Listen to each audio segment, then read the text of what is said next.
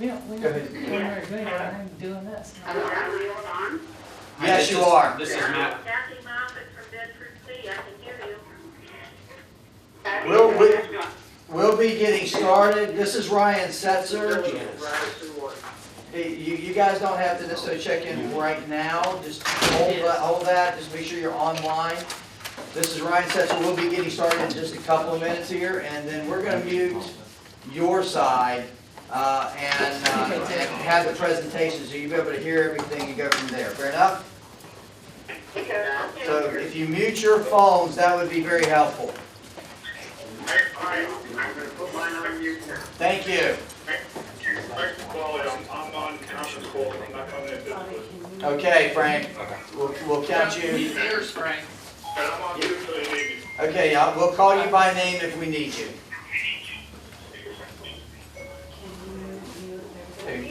Are we all ready here to get started? Can we put a mic by that phone by any chance?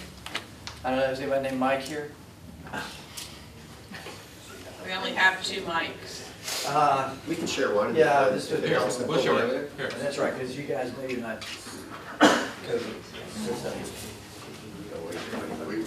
It might be, but Not over I'm there. not sure. Are you ready to start this thing? Divided by the All right, good morning, everyone. number. We are ready to start. We're going to start first off with a roll call. Mabel, if you do that for us. Janice. I'm sorry, Janice. President Setzer, Here. Vice President Davidson, Here. Secretary Kincaid, present. Treasurer Hahn, Present. Director Hector, Here.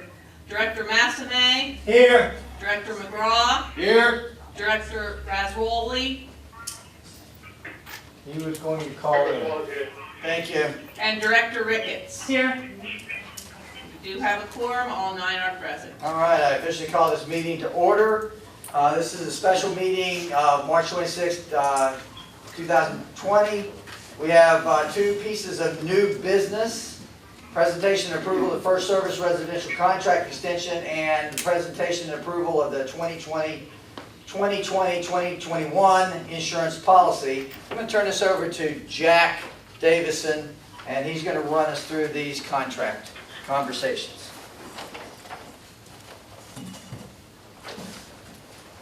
Okay, I move that the board approve an amendment to extend the current First Service contract for a period of 6 months, expiring on September 30th, 2020.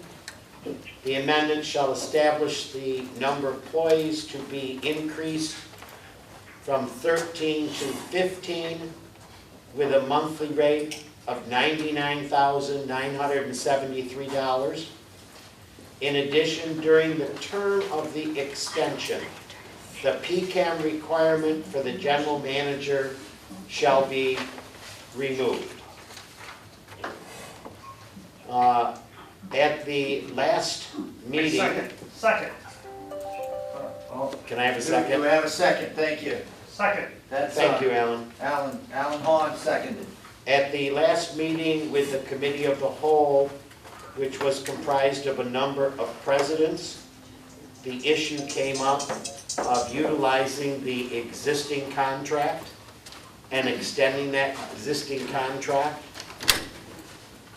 For the extension of the existing contract, it was agreed by the presidents of the whole, by First Service, and by the contract committee to extend the contract for 6 months, during which time the committee of the whole would review the existing contracts, as would First Service, and make recommendations on amendments to the existing contract, which would be proposed to the board and also proposed to the membership for their approval.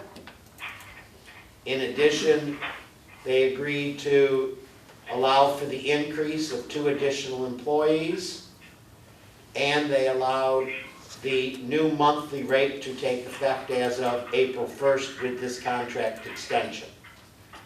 After the meeting, the issue was raised by First Service as to the removal of the PCAM as the general manager designation. It was sent out by Rebecca to the members of the committee, and I will let Rebecca handle that given discussion on the removal of the PCAM. Thank you, Jay. Rebecca? Morning, everybody. A couple of the questions we had pop up about the PCAM designation were very valid, and I wanted to touch point on that.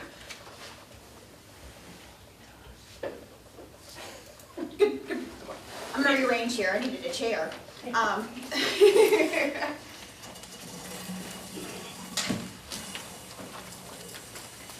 All right, so with the PCAM designation, it's basically an industry standard showing that the PCAM has reached a certain goal qualification. It's the pinnacle of community association management. The PCAM designation is the highest professional recognition available nationwide to managers. That's directly from the CAI website. Well, some of the things we noticed here at Kings Point were maybe a little lack of staff management, human resources. There's a lot of financial aspects that are going on here. And the new candidate for the GM position, or the GM position in general, needs to have that strong financial background. They need to have a strong human resources background. The current candidate we've selected has both. He's got a bachelor's degree in finance and management. He's used to running large-scale community operations, which is a big, big plus, having that large scale. And your neighboring communities, like Valencia Lakes, does not have a PCAM either. There's only a handful of PCAMs within First Service. Currently, in this region, there's only 2, I believe, maybe 3. That's just an extra designation. We want that support. And like I said, one of the things that I found lacking was the staffing and management. So we really needed that. It's not me, it's what the community needed. For that management, financial acumen, all those talented things. One of the things pushing this was we wanted to get this extension moving. It's something we can revisit, but we need to remove that designation because we just were not having the applicants here for that PCAM. Not one PCAM applied for the position, which is a big thing. Does anybody have questions about that? Do you want to ask? I'm just, you kind of alluded to what a PCAM was. My question is, who actually establishes the standards and who recognizes the PCAM recognition? Is that the industrial community, the CAI, Community Association Institute, which is a trade organization for the industry, or is it the state of Florida? Do you sit for a PCAM test on the state of Florida? That's actually a really good question. No, you do not sit for a test for the PCAM with the state of Florida. It's the CAI, it's an industry, it's like a portfolio. So you take certain classes, get to a certain level, and do kind of like a thesis. So when you're looking at it, from an outside perspective, it's a great addition to have, but is it equal to a finance degree or management degree? I'm gonna say probably not. It's a great recognition within the industry standard, and it's really good if a manager wants to further themselves and get to a higher level, but for right now in this community, for practical reasons, it's a designation. It's not the experience, it's not the knowledge, it's not the years of financial training and management. Great, thank you. Any other questions? How many applicants did you get for the position? Can you ask them? Yeah, we had about 75 applicants. I'll be very honest, most of them were from up north. We had a handful from the area, and from that handful, about 5 had actual management, CAM management experience, were licensed CAM. Obviously the candidate's a licensed CAM, so that's a big thing. That's the test you take in Florida. But a lot of them did not have the combination of the financial, the HR, and the property management. It's kind of like a couple balls in the air, and you got to touch on every one of them a little bit. So when we narrowed it down, there were only about 4 who really qualified, and we do an assessment as well, and there was only 4 that scored in the top 90 percentile for the assessment. I'd just like to add that First Service offered to Ryan to have a couple board members interview the candidates from First Service. Ryan selected Rick Massame, myself, and Noreen Ricketts to interview the candidates. We spent about 3 to 4 hours, correct, Rick, about that, interviewing these candidates. When we completed our interview, we had a discussion with First Service, and the 2 top candidates, which we decided after our interview to be the 2 top candidates, were also the exact same 2 top candidates which First Service had determined that they liked the best at that time, which would be normal practice. We advise First Service it's their employee, and they could choose whichever candidate they felt best suited the position, and we left it. But we agreed after interviewing the candidates and reviewing their resumes with First Service of who the 2 out of the 4 that we would prefer to see due to their managerial, finance, and other previous work experience and skills they had. Okay. Rebecca, again, it's Ryan Setzer for those listening. I just have one, from a management perspective, and you guys manage your staff, we don't. As we understood it, it was presented to us, you came in to do evaluations of what was going on, how it was going on, how it was being handled, to make some determinations whether we needed to move in a different direction, alter. Am I correct on that? Correct, yes. So that was your purpose. And what can you share, because there's a lot of, Kings Point does have a lot of rumor activity that goes on it. Can we get maybe a couple of examples of what you felt coming in, looking at the property with a fresh eye, of what wasn't necessarily being managed, because that's what you were talking about, managed as effectively as it probably should or could be relative to a First Service goal of project management, and how you think the new candidate is going to address those issues, and what are you as a company going to do to support and make certain that they make the changes that are needed for this community? That's actually a really good question. One of the things I first, because I was on the ground floor in the office, was the lack of staffing management. I had staff who wasn't sure what they were doing, or were picking up the slack for other staff, or picking up the slack for different vendors, managers. No clear direction for a lot of the staff. They were asking a lot of questions, sending emails. And they had been doing this for quite some time. That's why kind of, the company decided, hey, we need somebody to take a peek. For example, there was a simple question about some budgeting, and it wasn't effectively answered, and then it all went back on the accountant, which that's not really her job, is to review budgets with the CAMs and the individual. It's to take that budget, take the time and educate. It's not to handhold all the way through. So that was one of the things I did notice, that the staff was really lacking a lot of direction, clarity, consistency, use of our technology, which is very helpful. Prime example, water shutoffs are very easily notified with a resident alert. That wasn't being used effectively. There's just a lot of gaps that were missing. I think it was flowing and it was working, so nobody really was noticing that it could work more effectively. There's more effective use of time, proper management. Management of staff is very crucial.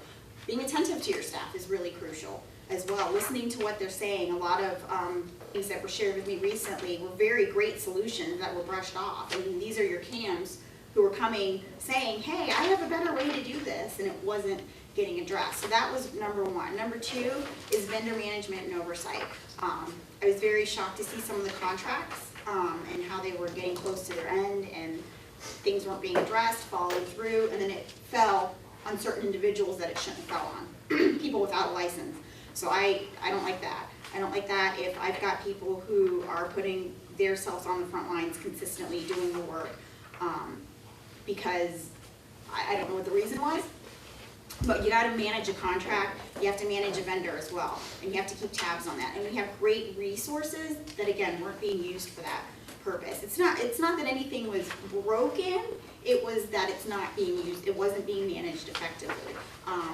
One of the projects, large scale projects, Again, lack of communication, I think maybe was a big one, or effective communication. There was just not enough communication or clear communication with the boards, with the presidents, with the residents, between the CAMs, the general manager, the vendors. That seemed to be lacking a little bit. And like I said, it could have been just a series of situations, but we have the tools within the company to use. We have a Connect program, we have a MassCom program, we have so many different programs that just weren't being used effectively. And they weren't being taught to the incoming hires, front desk. There were so many things that were just missing in front desk training that, you know, it's just really staff organization, clear communication, managing the vendors, getting out there, helping the residents, answering questions. I've answered so many questions that, oh, we've called, we didn't get an answer. I think that's a big one, trying to get back. And I'm not the best getting back within a few hours, it might be a day, just because of my position, but I do try to call everybody back or shoot an email, hey, I'll get back to you, I'm slammed right now. Again, it's communication, managing the people, managing the staff, managing the vendors. Pay attention to the property. Sometimes when you're sitting somewhere, you don't see that things don't look right because you're used to it.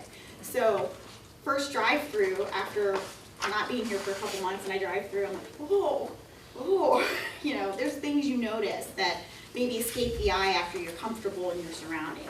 So sometimes it's good to have that fresh eye to kind of take a peek at things.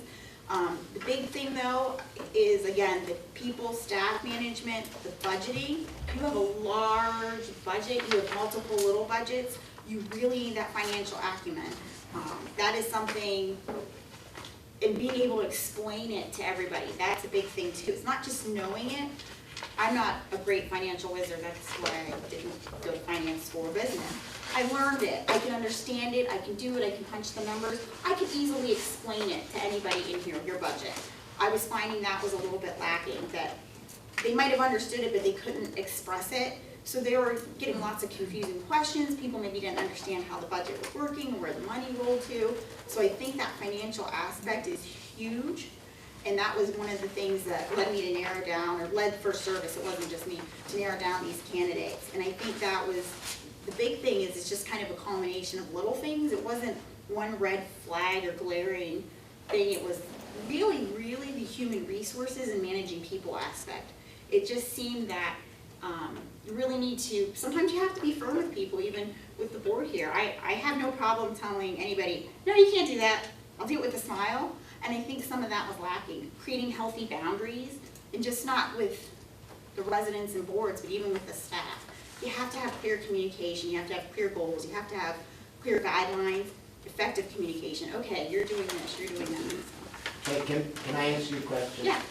You started looking at this particular aspect of filling that position once Rick discussed with your corporation his desire to retire. Correct. Am I correct? So, Yes. as Rick had discussed and continued discussions with First Service about retiring, you said, what do we really need to replace Rick if and when Rick retires? Correct. Am I correct? Correct. It was not that your assessment was based upon Rick's performance. No. Your assessment was based on Rick's intention and discussions with First Service of retiring and possibly going into consulting work. Correct. Am I correct? Correct, yes. And Rick was great, he brought a wealth of knowledge to the table, put the things he's worked on, his store knowledge, which you know can never be replaced, that's invaluable. So that's why we were, you know, I was kind of brought in to facilitate that retirement transition. Anybody else? Any other questions? Yeah, I have. Go ahead, Rick. Rick Massaman. I'd like to get back a minute to this pecan business. You say a test is not required? Correct. Who issues the pecan? The CMI issue? Yeah, the CAI issues it. Okay, that's all I need to know. Can we clarify Next who the is- CAI is? Yeah, it's a Community Association Institute, Okay. Trade organization. trade organization, yeah. They issued the designation. Do they require a certain number of programs to be taken? Yes, And they themselves issue those programs? yes. Thank you. Anyone else? I just have one more question. Actually, this comes from, people that I talked to over this year, being the president. Some people feel they have no say. We know, first of all, let me clarify to everybody out there, we have no day-to-day operation control over First Service, is that correct? Correct. That is contractually prohibited. We cannot tell you guys what to do. We can, but as a board we oversee, we certainly bring to your plate suggestions, ideas, questions, what's going on, that kind of stuff. There are people in the community that believe that there are factions, and we know that. What is your plan as a company moving forward, particularly as time goes by, we do develop relationships, that's just human nature. What is your company's plan and what is your new person's ideas relative to keeping it fair and equitable among the community? Everybody has a voice, everybody has a say, that it's not just, the squeaky wheel type syndrome. What are they gonna do to prevent that, individual control by a few people screaming and yelling type thing? What are your strategies on that? I think the biggest thing is managing expectations and clear communication.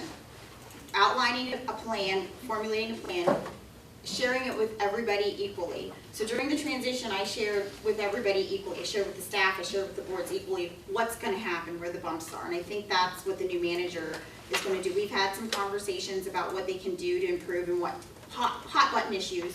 One of the things I always say is, you don't control our operations, but we work at the pleasure and leisure of the boards. So we really are here to help you. And one of First Service's goals is improve it, own it, be responsible, be cohesive. We want to bring everything together and run smoothly. And I think a lot of that comes back, again, to managing staff, managing communications, and keeping everybody on the same page. I feel if I give somebody an opportunity, they have to share that opportunity equally throughout. It's not selective enforcement, quote unquote. It's do your job, do it right, do it effectively. If you're doing your job effectively and right, you're always going to have people coming at you. But if you're managing that expectations, you're aware of it, you're aware of what's going on, and you're sharing your expertise, your knowledge, and giving an outline and giving a plan, I think that's where this new manager is going to be a little different, maybe using some of the systems we have in place, maybe streamlining a couple things, having everybody get together and focus on one united goal, which is community, keeping your community happy and healthy. In that respect, Ryan, when we were interviewing the candidate, and it happens to be the candidate that First Service selected, we asked how he was going to do evaluations of the CAMs, because one of the concerns in the community we had that people felt the CAM wasn't serving their needs. He said he expects, as a manager, to meet with the individual associations of each CAM on at least a quarterly basis and get their assessments of how their CAM was doing, so he could better communicate within the office and better evaluate the performance of his employees. So he was looking at coming to the community, to the presidents or their boards, to discuss their CAM with them. Is the CAM that you have meeting your expectations, exceeding your expectations? Where are they falling short? Where are they exceeding? That is one of the plans he wants to put into place when he takes over, so the community has a lot more input and a lot more say into the performance of their camps. Performance evaluations, yeah, more regular performance evaluations, and again, that's managing expectations, clear communication. Okay, all right, very good. Are there any other questions for Rebecca? No, can I request we call Then, the vote? I'm sorry? Can I request we call? You can request we call the vote. I was just gonna make that statement. We'll go ahead and then at that point call the vote. All those in favor? Aye. Opposed? Motion passes. Thank you. Jack, that takes us to the next thing on the list, line B, which is presentation and approval of the 2020-2021 insurance.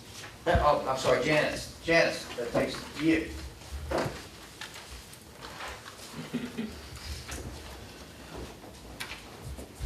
The motion for the insurance, I move that the Kings Point Federation Board approve the proposed master insurance policy as presented, effective April 15, 2020 through April 15, 2021, in the amount of $3,378,379.71, along with financing of premium.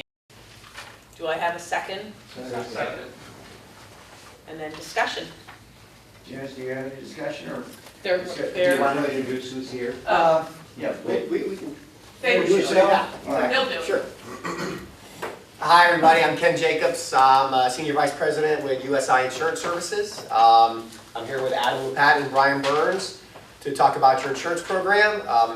Each one of us actually has about 20 years plus of insurance expertise individually, so not cumulatively, so we've been in the business a long time. Thank you guys for entrusting us as your risk management team. That's truly how we look at ourselves.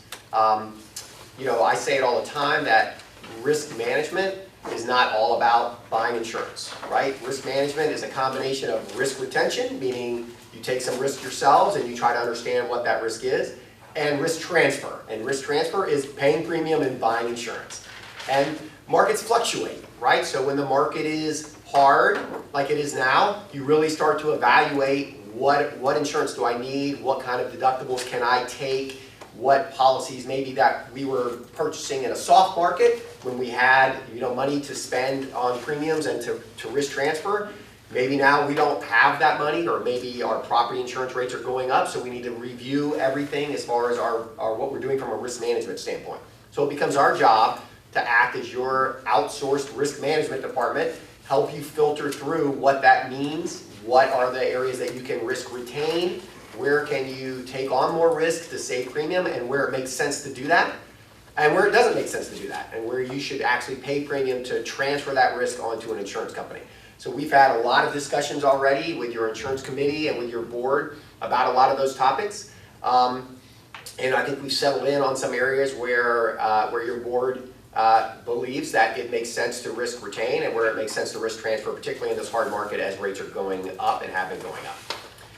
The board and the insurance committee did an extensive review, and I apologize if I'm repeating this to anybody that's on the phone that's heard this, but the board did an extensive review of brokers to try to find the right partner, chose us as that partner for various reasons, including our expertise in the condo association space.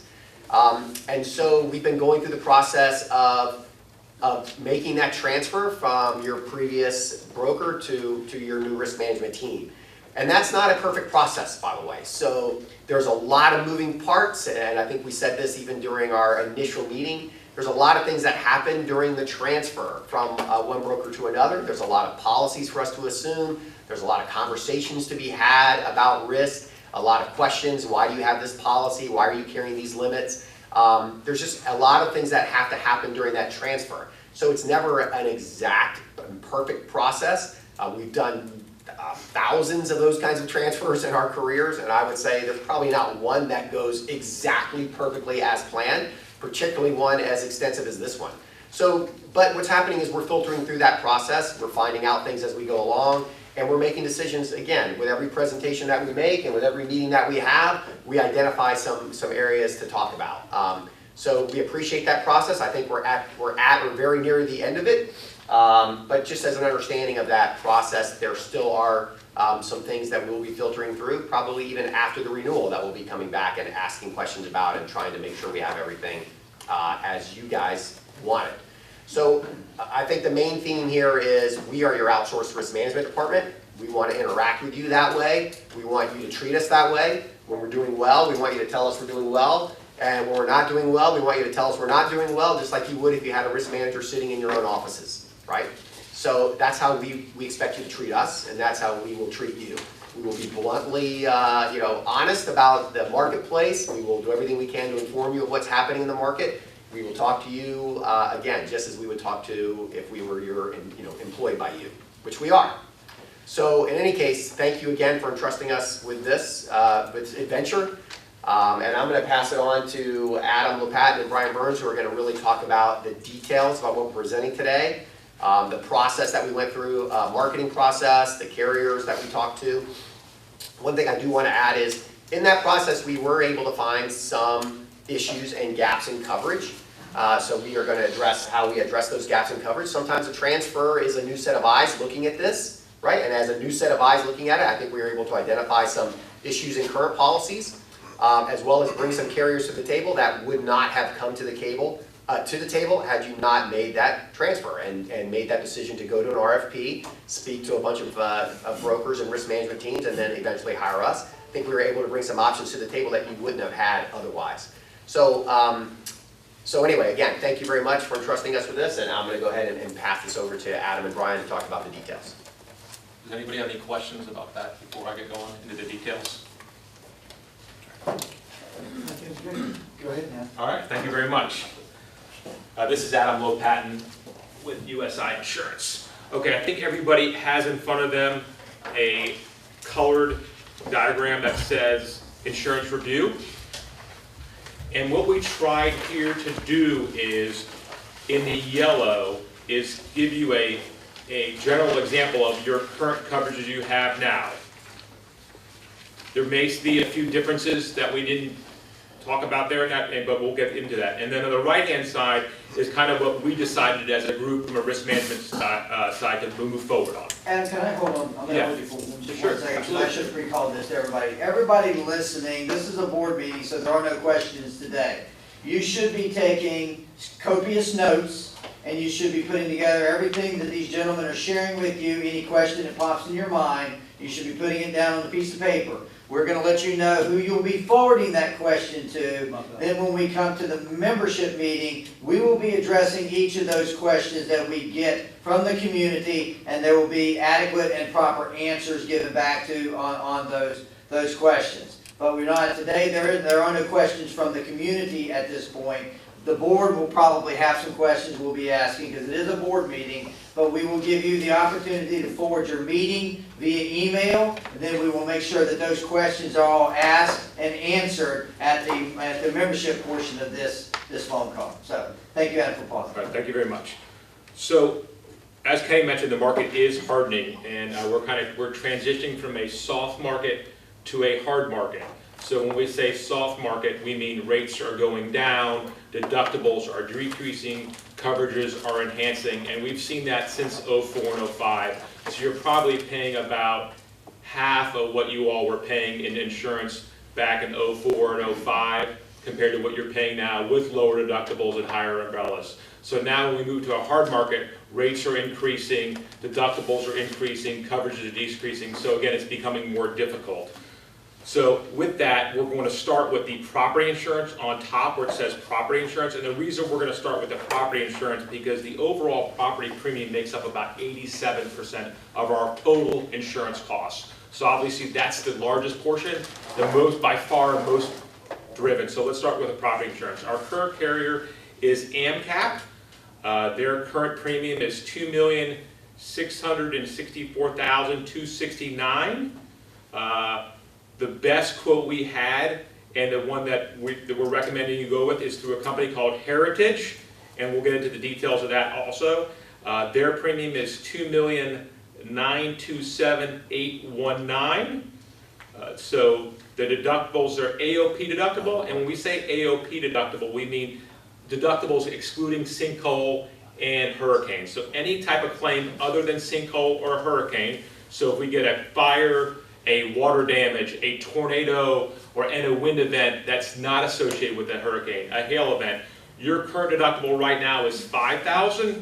With Heritage, they're cutting that deductible in half. It's $2,500 deductible, okay? And looking at your past, we've never had a hurricane deductible that I'm aware of, and most of the claims are in that AOP range.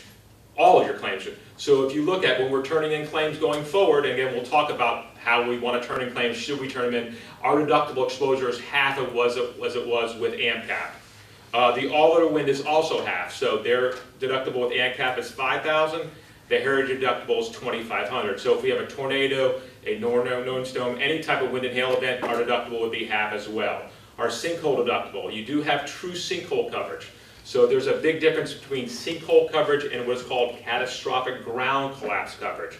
We have sinkhole coverage.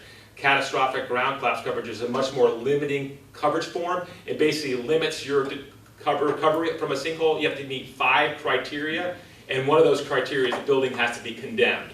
Or the sinkhole policy form we have now, if just part of the building is damaged by a sinkhole, then the policy would pay to replace it.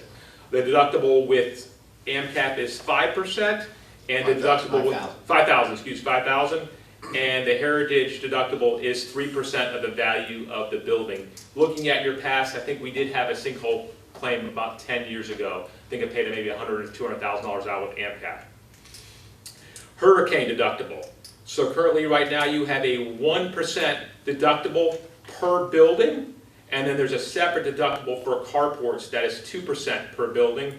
The heritage deductible that we decided to go with based on our history of never having a hurricane loss and to control expenses for everybody is going to be 5% per building. Do you want to get into what that per building, what that works out to be? Yeah, I'll get to that in a minute. Let me just go through the details and then I'll get into that in a minute. The ordinance of law is full policy limits for coverage A, $1 million for B and C, which is the same as you currently have. The wind driven rain is $250 on each policy, which is the same as you currently have. The backup sewers and drains is the same as you have now, $150 each. The mold limit is $50,000 on each policy, same as you have now. The equipment breakdown is the same as you have now. They're both included under policy. Some property policies exclude equipment breakdown, and you have to buy a separate equipment breakdown of boiler machinery policy through Hartford Steam Boiler or Travelers. Both these companies automatically include that, so we don't have to buy a separate policy. The building values. So right now, the total insured values of all your buildings that we insure are $790,202,146. The renewal is based on $805,041,410. That is an increase of roughly 2%, and we do that every year based on an inflation guard in the policy. These values will have to be adjusted once we get the new appraisal. We are awaiting appraisal that could come in the next 6 months. If that appraisal value goes up, then we will increase those values, and those will make your insurance premiums go up by the percentage of the increase. If they go down, then we make your premiums go down. But you're not going to see, hopefully, a drastic increase since those values have been increased by 2% the past 3 years. Okay, so now, any questions on that before we go to the markets that we went to marketing? Just the 5% is per building? It's per building. So it's not 5% of the $809 million, and I'll get into how it breaks down between the small, medium, and large buildings. So the Best, their premium currently is $195,162.09. That policy provides $2 million per policy period, $1 million per any occurrence. That coverage covers bodily injury and property damage. So slip and falls, God forbid someone drives in the pool, subrogation claims, third-party deductibles, third-party subrogations. The deductible is 0 on that policy, and they pay out 15% commission. We did go to several other carriers that specialize in condos, including Philadelphia, Westfield, and auto owners. All their indications were significantly higher than the renewal premium and terms we were able to negotiate with Aspen. The renewal premium for Aspen is $188,554.13, so it is less than you're paying last year, and we were able to net out our commission on that line of coverage, so there's no commission for USI on that policy placement, and they did put a $1,000 bodily injury and property damage deductible going forward. I can tell you that's not uncommon. They are also putting $15,000 subrogation deductibles on some policies too, and then you can buy it back. But we were very pleased with that renewal, and obviously under current market conditions, a decrease was very well welcomed. The next is your fidelity crime coverage, and I just want to kind of go over the law in regards to this, because I did have a conversation with Alan and Dan about this. Florida statute requires all condo associations to carry a fidelity bond equal to the maximum amount of cash and reserves that they would have on hand at all times. Okay? That's required by 718.111. Right now, you have a $15 million crime limit. I know it says 10 million, but it technically is $15 million, okay? But for comparison purposes, I put 10 million, because we're only gonna offer a 10 million at this point until we get the financial information from Alan and First Service to technically see what your exposure is going to be. And if it's less than 10 million, we'll reduce it. If it's over 10 million, we'll have to increase that, okay? So that's why I only put 10 million for comparison. That limit was 10 million up until last year, and I'm not sure why you increased it to 15 million. They did add some coverages last year that, for some reason, I think because maybe there was some more money, I don't know, but I used, for comparison purposes, I used 10 million. So if you look at the $10 million of coverage you have now through Hanover, Hanover's quoted the same limit, and the $23,880 is the same as you're paying now, and there is 15% commission on that. They would not net that out. Again, that is always a moving target. That has to be revisited every year based on your expenditures, your reserves, and we'll have to come up with a number that we think best adequately meets what we need for, and that can be increased or decreased during the policy period at any time. But I don't think 10 million is enough based on my conversation. I don't even think 15 million is enough. So we'll have to, that probably will increase. The good news is that's not an expensive item, but we will need financial applications filled out by someone at First Service for us to be able to get additional quotes too. So we will need help with that. The next is directors and officer coverage. This is one area, again, that is not a major premium driver, but obviously is an important area for all the board of directors that sit on the board, former and past. This is where I think we found the most biggest concern from an exclusion standpoint. Since every community is on this policy, so we're buying a group policy. The carrier is Travelers right now. Their premium currently is $23,450. It's a $2 million limit, subject to a $20,000 deductible. And I just want to be clear, defense costs do erode that limit. So all your attorney's fees that you would have to defend a case does erode that $2 million limit, but your umbrella sits on top of that. Sometimes defense costs are inside the limit, sometimes defense costs are outside the limit. So your general liability policy, defense costs are outside the limit. So we could spend $50 million on attorney's fees, it would never erode that limit. On the D&O, it is inside the limit. So first thing we did do was when we reviewed the policy with Travelers, the major thing was there was an insured versus insured exclusion on that policy. And let me explain what that does. Let's say one of the boards decides to sue another board, or let's say one of the boards decides to sue the Master Association boards, which happens sometimes. Federation. Don't say master. Okay, Federation. There would be no coverage for that. You would have no coverage for that, so you would have to hire outside counsel, pay for the defense, and then any type of lawsuit they won, you'd have to pay for it out of your balance sheet. So that's a big exposure to your balance sheet. Just for clarity, there are two major boards here, Federation and the Master. Right. And the Rules Association as well as a third in there. We are, we're talking about, you're representing. Everywhere else in the world, it is just a Master Association. Yeah, but it's a Federation here. That's my 25 years and 10,000 meetings clicking in there. Just want to clarify. So yes, just the Federation. So what we were able to do, we were stuck with two options. One, in order to get rid of that exclusion, do we write a separate policy for all 114 associations, including the Federation, which would typically cost $500 to $1,500 and have a deductible? Or could we talk Travelers into removing that exclusion? So what we were able to do is we talked Travelers into removing the insured versus insured exclusion. So going forward, there will be no insured versus insured exclusion, but they will have a $50,000 deductible applied to that type of lawsuit if we did get one. So the renewal from Travelers is $31,339. $2 million per policy period, $20,000 deductible, except for insured versus insured exclusion, and that's $50,000 deductible, and there's 12, they cannot net out the commission, well, they could net out the commission, but the premium would be the same, so we left the commission in there. So that was one of the major areas of concern that we had. Now again, any good agent can look through policies and pick little things apart that we would have done differently, and I'm not here to do that. I'm just talking about major things.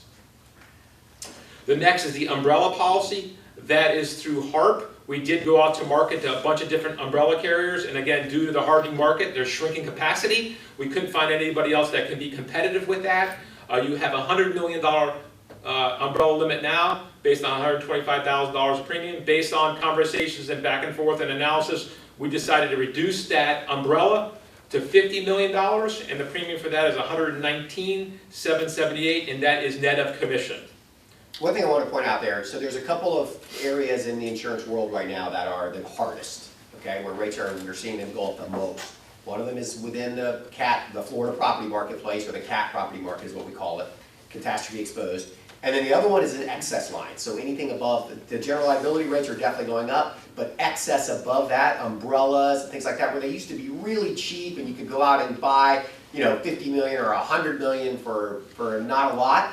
Now those rates have really skyrocketed. And the reason is, again, no tort reform, there's lots of the claim awards are way up. So now where these umbrella carriers are giving away cheap capacity, they've been taking hits. And so that's all disappearing very quickly.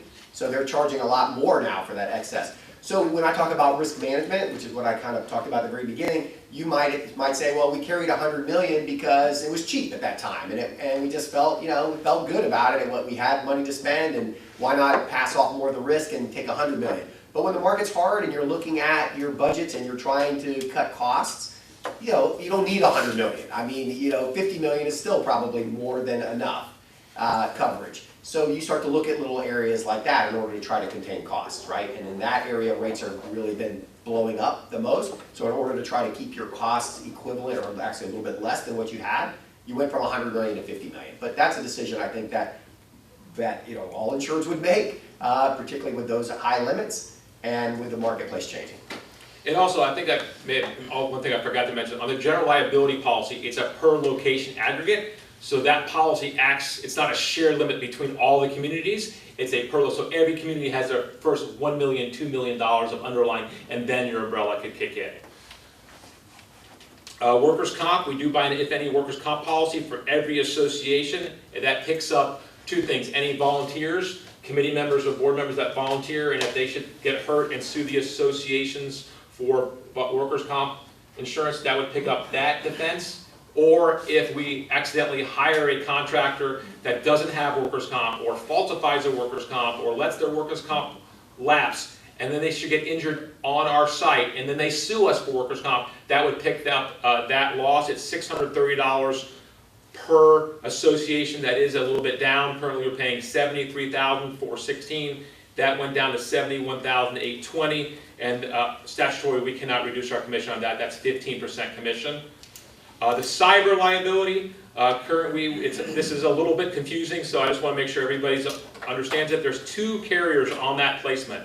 There's Landmark, which gives us the first $3 million of coverage, and then there's another carrier called Indian Harbor that gives us the second $2 million, or excess of $2 million. So there's a total of $5 million of coverage for cyber, just divided between two carriers.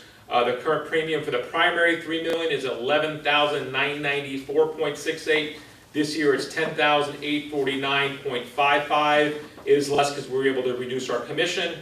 And the Indian Harbor was $5,000 at $2 million limit. We moved it to Scottsdale, and at $2 million limit, and that premium is $43.40.03, and we did reduce our commission on that. Again, there's not a lot of players that specialize in this, so that's something that we didn't really, that a wholesaler did market it, but those markets were the best out there. The next two coverages are new coverages to the community that were added last year, that we all sat around and talked about and debated that do we want to continue these coverages going forward, and we decided as a group that we didn't think we wanted to continue them due to costs and exposure. The one is an active shooter policy. That is through Indian Harbor. That's a $5 million limit, and that cost was $8591.93. And the other policy is a legal defense coverage through Atlantic Mutual. That premium is $55,991.02. The commission on that was 20%, and we decided not to go through that. And what that policy does is, we see that mostly on the east coast of Florida in Tri-County, Dade, Broward, and Palm Beach. And the reason we see that a lot over there is because there they have a lot of claims, and the policies over there for clients that have a lot of claims, have a lot of exclusions on it.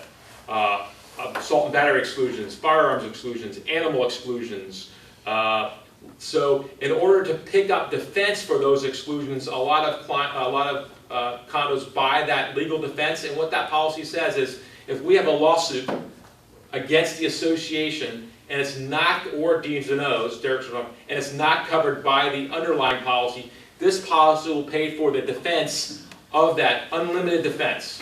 But what it won't do, it won't pay for the actual loss. So if you have another, so basically they'll hire an attorney and he'll defend you, but at the end of the day, if they lose a lawsuit, a $10 million verdict, you still have to pay the verdict. One, I think the exclusions that we have in our policy are normal, and two, if we did have a lawsuit that was not covered by these policies, in our case, I'd rather have it covered by an attorney that we would hire and select ourselves. So getting to the total premium, and again, I know premiums are important to you guys, but we really wanted to outline all the decisions and why they were there and the coverages. So the total premium you're paying now, give or take a few $1,000s, is $3,186,754.72, and the program that we're recommending you go with is $3,378,379.71, which is a 6% increase over last year. We had budgeted, or the former board, or somebody budgeted, I'm not sure who, $3,552,298.37. So we are $173,918.66. We're 5% under budget. Now again, I know deductibles aren't the same. I know we reduced some limits, and there's some things that have to be revisited. But this was the outcome of all the work we've done with the insurance committee and the marketplace in whole. And then I open it up for questions. Can I just, You're finished, right? Yeah, I'm done. Sorry. Very nice. Sorry. can you just clarify, because I know the question has come up on cyber liability. Yes.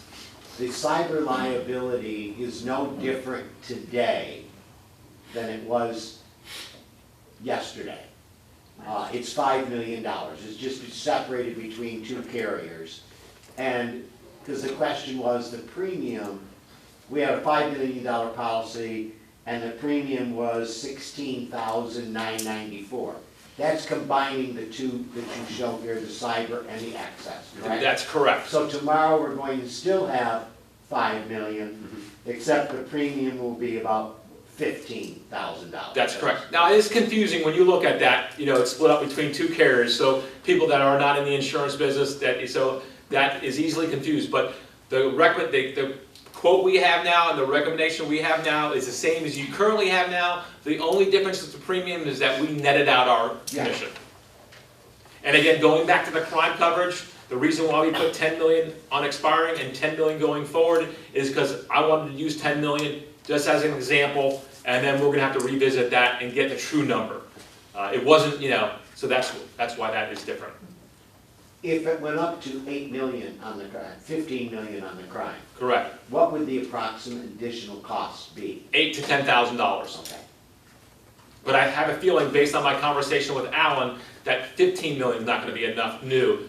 So I just want to make sure that's one thing that we want to get right. I mean, we're not going to go to jail if we're not, we don't have the right number, but that statute does say that we have to have a fidelity bond in the maximum amount of cash reserve that we would have during the year. One other point on that too is depending on what limit we end up, needing, the carriers will react differently. So in other words, we could say, well, let's go get 5 million X of 10 million, right? 5 million over the 10 million, but maybe a carrier wants to write the full 10 million over that 10 million.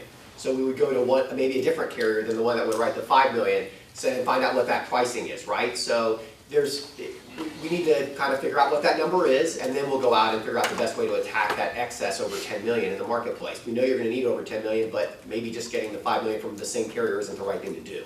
Maybe there's another carrier that wants to write the full 10 million, something like that, or however much more we need above that. So there's two things that potentially that we're going to have that are going to increase in premium from this point on going. One, if we need more crime coverage, that's going to be an increase of not significant size, but that's going to be a change in our cost. And then on the appraisal, which is unknown. But keep in mind that we can endorse the policy midterm on the values. So every month we go at a lower value, we're saving money. And we can endorse that policy anytime during the policy period as long as there's not a hurricane within a certain longitude of Florida. So say we get it in August and we evaluate it and say we have to increase it by $1 million, we'll just endorse it to Heritage and they'll charge us pro rata premium from August till April 15th of next year. Yes? Can you tell me the rationale why we dropped the active shooter insurance? So yes, so after a long debate with everybody and knowing what we kind of grasp on better understanding of what the Federation is control of, we understood that the clubhouses and the theater, which are most likely potentially could have an active shooter, are not under our control. So that's why that's one of the reasons we decided, since that's not our responsibility, that's under Vesta's responsibility in the Masters Association. If that was going to be purchased, that would be best purchased by the Master Association, not the Federation. Thank you. Land trust. Land trust. Land trust.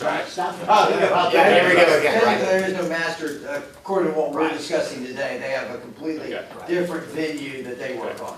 Sorry, The purchased by somebody else. Yeah. Good way to put it. Okay. And one thing I do want to point out about this, even through all of these discussions, again, I know we've said this, when it comes to the higher wind deductible, or when it comes to active shooter, or when it comes to legal defense even, all these policies that we've had long discussions about whether or not we need them or not, it's not that we're saying there's no exposure, right? There is exposure in all of those things. Is it possible that something will happen where you might turn around one day and say, darn, I wish we had that legal liability policy? I mean, it's possible.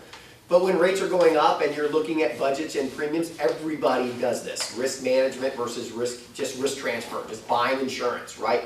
Where do we really feel like our exposure is? Where do we want to maybe buy insurance, or where do we want to just do things to try to risk manage it rather than just throw money at it, right? So we're not saying don't buy these policies because there's no exposure, zero. We're saying, based on our conversations with the board, we've looked at these exposures and said, these policies probably are where we, want to save money, and we want to put the money here, which is in the property insurance, since that one is going up so much, right? Things like that. So it's all a process about risk management and decision making like that. But I just like to say, I think you mitigated the problem because you said someone else is insuring it. Yeah, I don't know if you're aware, there's a lot of guns in this community, sure. and there's many individuals that enter a gun club, and you can buy them almost anywhere. So the fact that I had a concern about it, you answered that concern by assuring that somebody else is responsible for insuring it.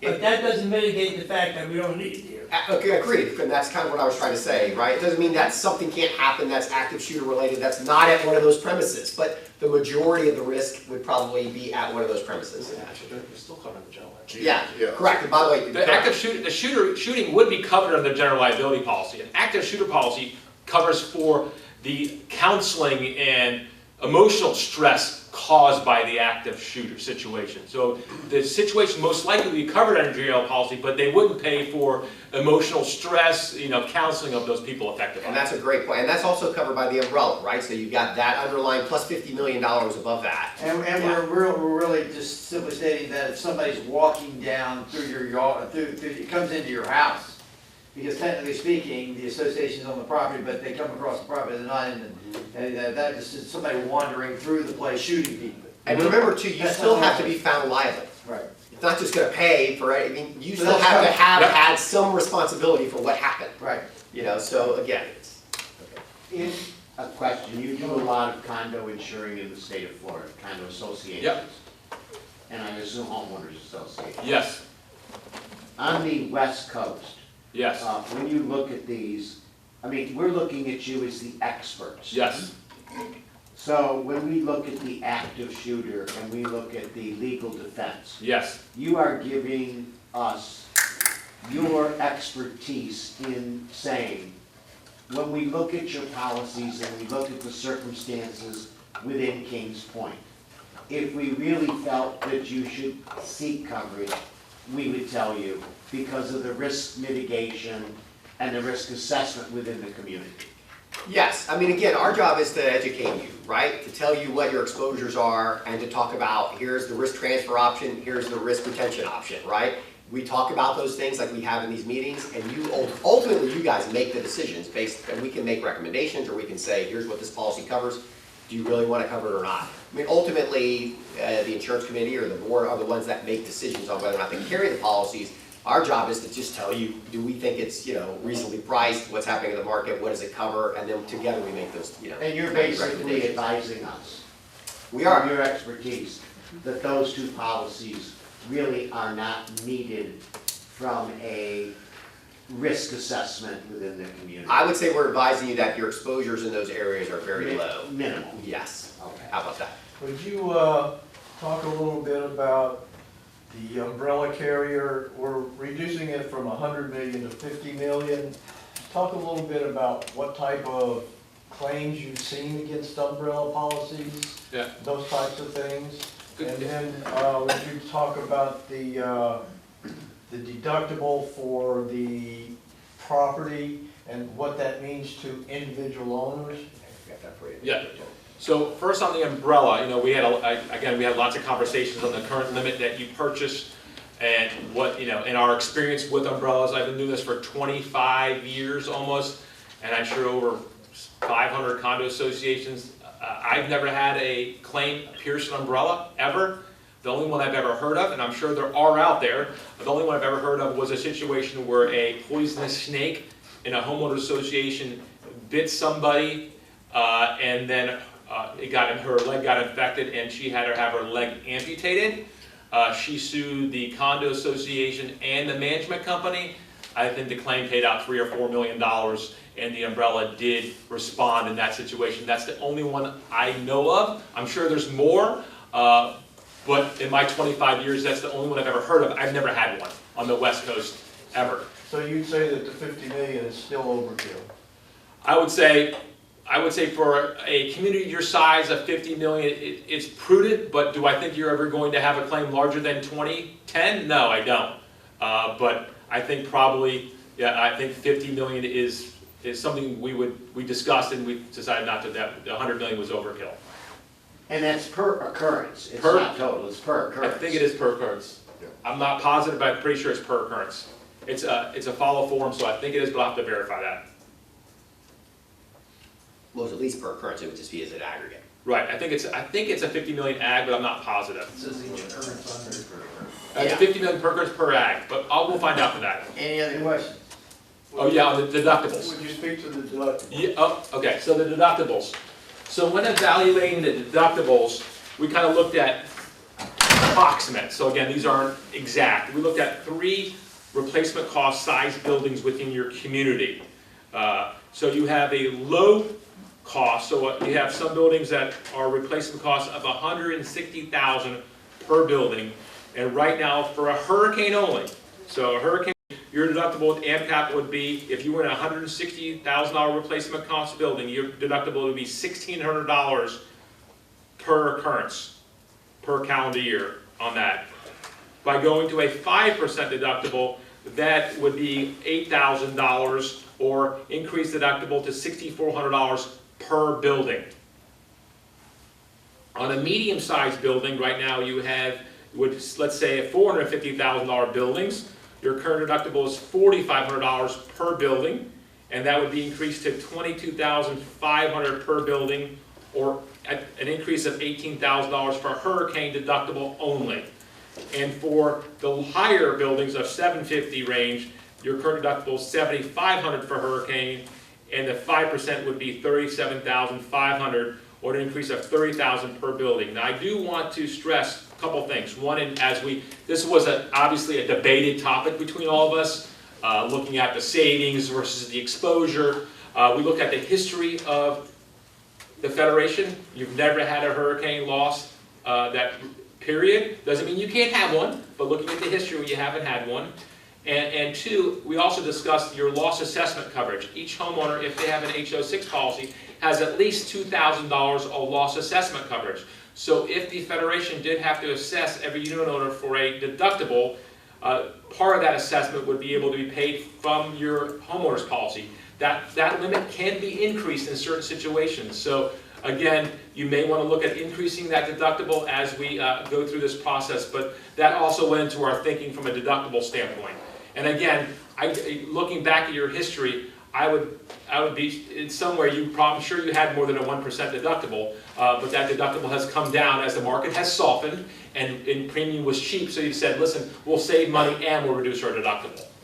And those deductibles fluctuate based on people's tolerance and premiums, and budget strengths.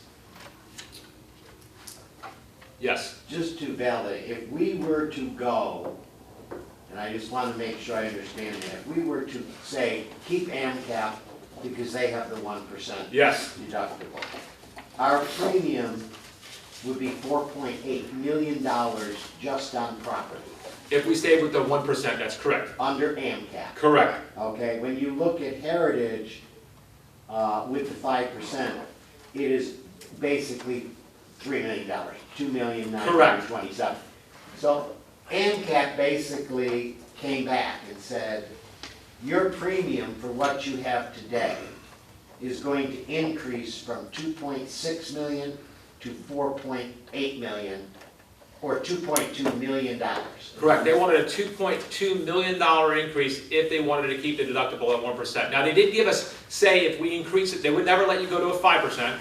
They can't go do that for some reason. If they said you increase the deductible of 2 to 3%, they would come down like 5 to 7% on range. So still, even if we went back to them and had them increase the deductible, they still wouldn't be competitive with Heritage other options. So, And if I am correct, whether you asked AMCAP for this property for a premium, or someone else asked AMCAP, they have to give the same quote. correct. The carriers are not going to change their numbers based on the retailer that you've hired. As a matter of fact, in my conversations with ANCAP, they made it very clear to us that your former retailer knew this premium increase they needed in order to make the account profitable, and it had nothing to do with the agency change. It had more to do with they say they were losing $1 million a year on your account due to reinsurance costs. They had already made the decision on this months ago. As a matter of fact, they told us when they did their budget for 2020 that they were budgeting on losing this account.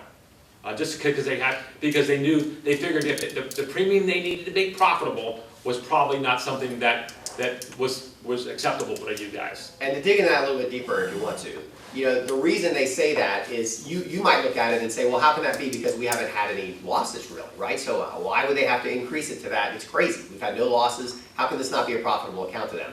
Well, one, they're not that big of a carrier. And as a result, when they go out to buy that reinsurance, the same thing I talked about with Heritage having all that reinsurance, those reinsurers and AM Best, by the way, and the rating companies look at their book of business and how exposed are they, right? So if they don't have a really big book of business and they have Kings Point, which is a huge exposure for them to go out and buy that reinsurance costs them a lot more than another company that maybe has more leverage or has a better spread of risk and things like that. So what AMCAP came back and said was the cost of us doing all of that, all of our expenses and all of our reinsurance costs and everything else are more than what we're actually are driving our reinsurance costs more than what the premium is that we're charging. So even though we've had no losses, we see this as going forward, it's not a risk that we want to keep in our book of business because we actually save more money by jettisoning this out of our book and not having to pay all those additional reinsurance costs. They basically so that's literally what their stance was. They told us that they've been losing $1 million in their account ever since they dropped their premium to match Heritage 3 or 4 years ago, and they're not willing to lose money this year, and they want to write your account. They like your account. They've been on it for a long time, but they need to make money on it this year. And we still have to keep them, who knows what's going to happen in the future, so we don't want to make any carriers, we don't want to upset anybody that's a potential carrier for us later on. But we had very frank discussions with them and all of their management team, and they made it clear to us that for now, that they're just not interested in keeping the account. And they're a great company. We have a great relationship with them, and they're and they understand what decisions you all have to make. But again, they're in the business to make money too. So, is the coronavirus impacting your industry at this time? great question. So yes, COVID-19 is not only impacting our business from a service level, because obviously a lot of our service staff are all working from home, but it is impacting the reinsurance and the insurance carriers because there's the unknown.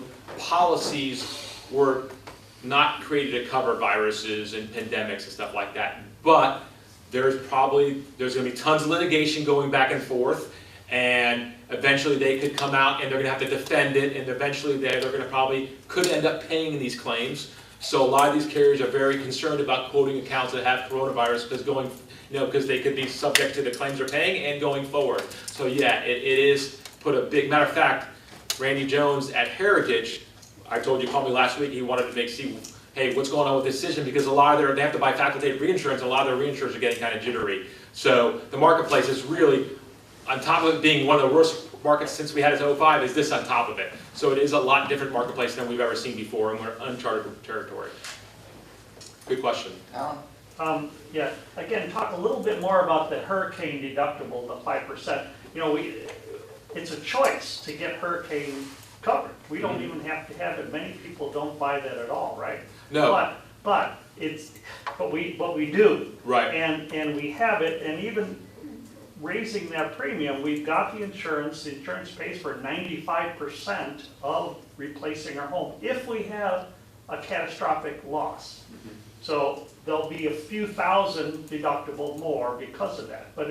But still, yeah, it's raising the deductible, but we still have coverage, and decent coverage, do we not? Yes, so you have great coverage with a great company. You're not with AAA line carrier. The deductibles and coverages are good. Yes, we decided that it would be prudent based on our experience and our budget restraints to increase that deductible this year.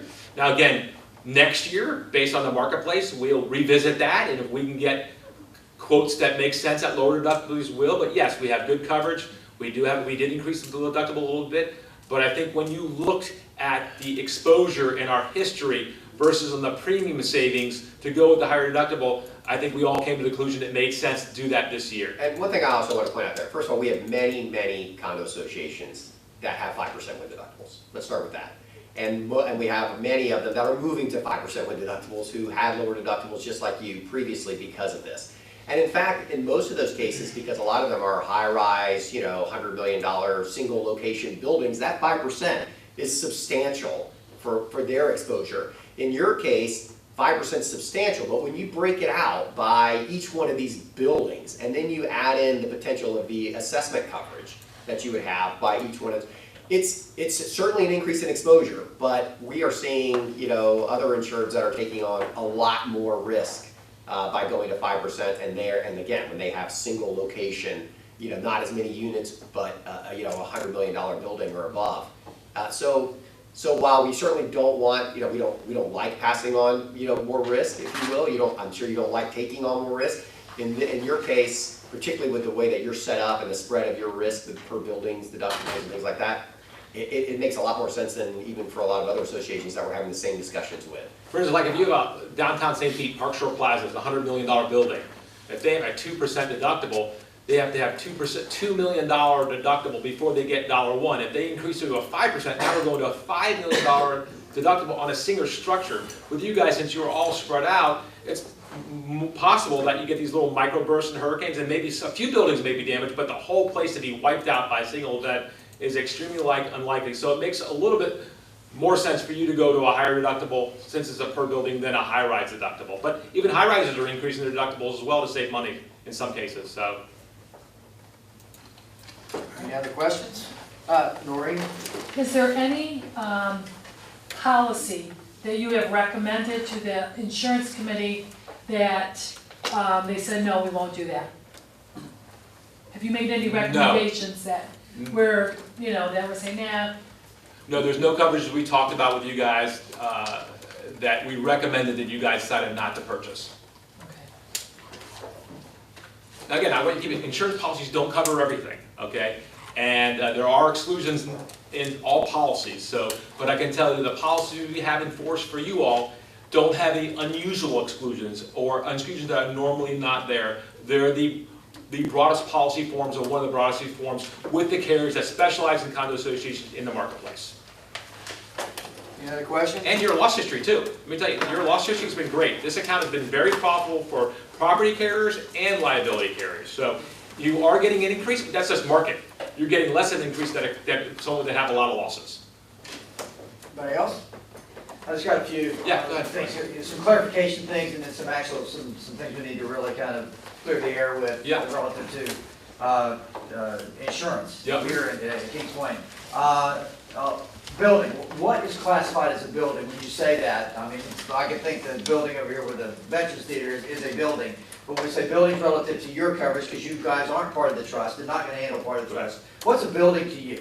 So so we get an appraisal from you guys, every 3 years, you're required by statute. We take that appraisal and add all your buildings are located in that appraisal. A building is somewhere either a carport or a structure that someone lives in. So that's what a building is. Okay. Or anything on that appraisal. So All your, we have a few HOAs which are single family, I believe, guys, and then we have mostly our condos, Yeah. which are essentially shared roof lines. that's right. So we do it under the HOAs, there are 3 HOAs that have a wall that's covered too. Okay. But most of the time, when we look at buildings, we get it from the appraisal, and that's the buildings. Okay, let me get a clarification from you. Said unit is a building, No, building with units. building with you. So if you have a quadruplex, it's covering the entire complex. Building under as one roof line. building, That's one right. roof So line. you're counting, if it's a duplex, you're counting both homes Correct. as one building. That's correct. Good, okay, very good, just want to clarify that, Yep. to make sure. Interesting thing, somebody brought this up to my attention the other day, and I've got multiple units here, which I've never thought about it. Lanai's, are the Lanai's covered in the property and casualty? So are the lanais originally installed by the, or are they something that you've added, made it That would be specific? an individual association question that each association needs to be asking itself and looking at master plans. I can tell you, on the ones that I own, the multiple units that I own, no. They are additions to the, So typically, the way it works, and I'd have to ask Heritage how they handle this, but typically it works, if it was like it was originally installed, and it's a common element based on the bylaws, the association policy covers it. If it's not original and it's something specific to your unit, typically that's your responsibility. But I have seen commercial carriers cover that, so that's kind of a gray area, and we'd have to ask Heritage how they would handle that. it's an area of concern because I Okay. think a lot of people just don't even know. Okay. That it's not covered or that it's not included in some. Well, you want to know if it's is it covered by the association, or do I need to get included I myself? think I'd like to know, where, and a lot of it is more front, moving back, maybe, Yep. and I'm sure some of the newer units is a bit different, they're built into the floor plan, but our floor plan does not include a lanai up front and. That's a great question. So I'd like to clarify that. Obviously, you guys covered a lot of good stuff with the risk strategy in terms of reduced deductibles, increased premiums, and those kind of things, so that's good. There's a lot of things that have been said over the years, and actually, you guys are here because of two vendors, technically speaking. One in 2016, who made a comment that we could reduce our premiums by 30%. That person never got involved. We kind of, our board at that time kind of pushed its way to the other side. And a vendor recently that came in with a new, different idea. You guys were part of a thought that we need to be looking at something maybe different, and you came in with some good ideas and you impressed people doing it. I want to clarify a few things here. We've talked a lot about admitted and unadmitted. You at least said the word unadmitted, which I haven't heard in all the videos that I've looked at. I've heard admitted. But so I just want to make sure that the statement that was made in 2016, which led us down a path, that all the carriers in your portfolio are admitted carriers. Is that correct? That is not correct. Thank you. Can you So- clarify, just to make sure we all understand? Yes, so all the carriers on your program are admitted except the liability carrier. Aspen, who is your current liability carrier with your former agent, and the carrier we're recommending you go with is a surplus lines carrier, not an admitted carrier. But all the other carriers, except for our cyber, are admitted. Yeah, 'cause that was always a contention. The big deal on admitted versus not admitted is when it comes to property insurance. Because if we get a catastrophic hurricane here in Florida, there's a potential that any insurance company could go out of business, right? So if all things being equal, you'd rather be with an admitted carrier versus a surplus lines carrier, because in case of that insolvency of an admitted carrier, you have protection by that Florida Insurance Guarantee Act. If you're with like a surplus lines carrier like Lexington, Scottsdale, then they would not have that protection. So, but with liability and other things, they're not going to go out of business because of one single event. Good, good.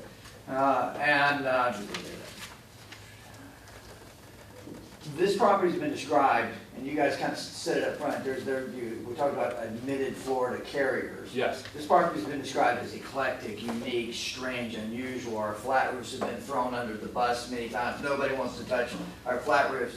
Is that appropriate for the discussion when you're discussing this property? I mean, does it factor in, is that actually a true statement, is it an accurate statement, is it just a? And yeah, my answer to that is it depends. Okay. It depends on, if we're in a soft market and basically carriers aren't really underwriting, they're just gobbling up capacity for premium, then it really doesn't matter what your roofs are, the age of your roof construction, because there's so much capacity out there, everybody's willing to write it, they don't even care about roofs, okay? Which has been in the past since '04. If you're in a hard market like we're entering it out, then everybody puts their underwriting. Now we're back to underwriting. Now we want to look at the age of the roof, construction, flat roofs versus joisted masonry roofs. So that does come more into play when it's a hard market versus a soft market. So that, yes, but the good news is that people at Heritage are familiar with the account, and they were able to not only look at the model, but take their underwriting hat off and be able to be a little bit more creative because they knew your account. But if I were going to describe your account, it is unique in a way that, you know, you're not one type of construction for everything, right? It's the history of construction. no Right, so question. you've got multiple types of construction all around this property, which is not typical, you know, for what a carrier sees when they see a single location high-rise that they know is fire resistant, right? So although your construction types aren't unusual, like we have carriers that write every type of construction type that you have here, it is a little unusual that you have such a mix of each one of those. So And that's the different- only thing I would it is more say. structured. That's the only thing I would say, and age, right? So some of them are older, different types of, that makes your property, I would say, a little bit more unique than others. When you're looking at one high rise and they know it's masonry, non-combustible or fire resistant, right? But that's the only thing I think that's. And that's different about it. also $890 million of insured value, Right. okay? So as the market becomes hard, capacity contracts. So it's hard to get limits up that high. So But we've been, you said something about soft, we've been in a soft. we've been in a market. soft market since '05. Rates, 05. Well, really 07, 08, it was after 04, 05. the rates have been going down. I mean, you've probably seen your costs go down the past 4 or 5 years, and a lot of that has to do with marketplace. All right, very good. Excellent. I think that's it for me. One thing like that is, I just want to know, Kenny touched on this, is we work for you guys. I mean, we work for the board and the community. We're your risk management team. We don't work for the insurance companies. We work for you. Again, we do have relationships with insurance companies, but those are relationships that are as important as our relationships with you, because that helps us get great deals for our clients. But our number one goal is to provide you guys with the best coverage at the best rates and provide the best claim service that we can. So again, we're paid by you guys. We're full disclosure of how much we're making, which is a lot less than the other previous broker would have made. And again, we're excited about the opportunity. But you believe that your fiduciary responsibility is to serve this community and the board? Always. Correct. Number one, just like your attorney or your accountant. Not the management company, not the carriers. That's right. You represent, in fact, that is the definition of a broker, by the way. The difference between a broker and an agent. Sometimes they're used intertwined, but that is the difference. I'm gonna ask a question, it's gonna border on some, just ethical discussion here. Sure. Janice, I know when she was making presentations to the first time before you Yeah, guys were here, she mentioned, you guys, shared commission, split commission. Yeah. That's something your company So, shies away yeah, from? so it is legal in the state of Florida that if someone within or someone has your insurance license, that you can share commissions with the placement.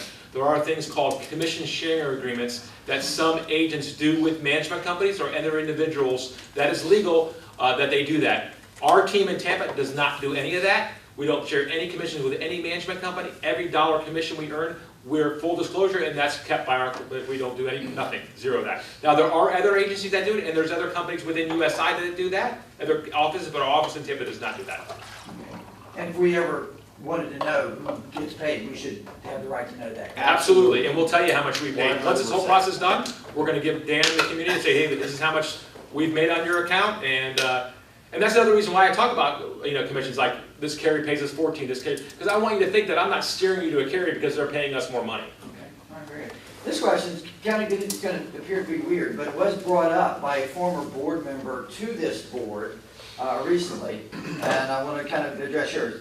Apparently, our former agent of record and our carriers of record donated money to good causes, which is Okay. not unusual, but they donated money to a group here, where a number of the board members were actually on the board at that time, and still are. They're now off the board, but they're still involved, and there was money that has been given since 2016 to that organization. How are you guys with doing that? I mean, there's a total of $23,000 going from our agent and our carrier, which is a record, to that charity. How do you guys feel about that? And I don't think any of our board members now have any charities, but that's what occurred. That's an ethical question I'm asking. Yeah, I'll let Kenny answer that. Well, no, here's the thing, right? So we are happy to discuss any legal way, because rebating is an issue that is illegal in the state of Florida, correct? So, you know, we are happy to talk about sponsoring events, and we sponsor a lot of events for our clients. I mean, we do things like that, sure, we do. So I don't want to say that we don't do it at all, but we certainly look at the legality of whether or not we can by law do it. And if we can legally do it, we're happy to entertain, sponsoring Within events and reason. things like that. Within reason. Of course. So again, we're not going to say that we don't do any of that. We have nonprofits that are clients of ours. And I'm not They have suggesting events. anything illegal, Yeah, of course. it's kind of No, like, of course. it could be legal. Yeah, no, absolutely. And No, it's- this is important. and No, you we need to have stand a down. motion on the floor. Yeah. And I'm discussing the So motion. I don't know if that answers There's your not- You question. did answer my question, thank you. Any other questions? Rick, I think you had one? What we got? Rick, did you have one? Rick, you No, have another question? I just think that, I don't know if that's in the realm of what we're doing here right now. Yeah, okay, but I wanted to answer the question. It's an ethical question to me, and ethics does matter, so I Sure. think you answered the question perfectly. Thank you, Thank you. gentlemen, I appreciate that. Now, we'll move next to the called votes. Good enough? Good enough. Good enough, okay. All those in favor? Aye. Any opposed? Motion carries. Wait, Frank?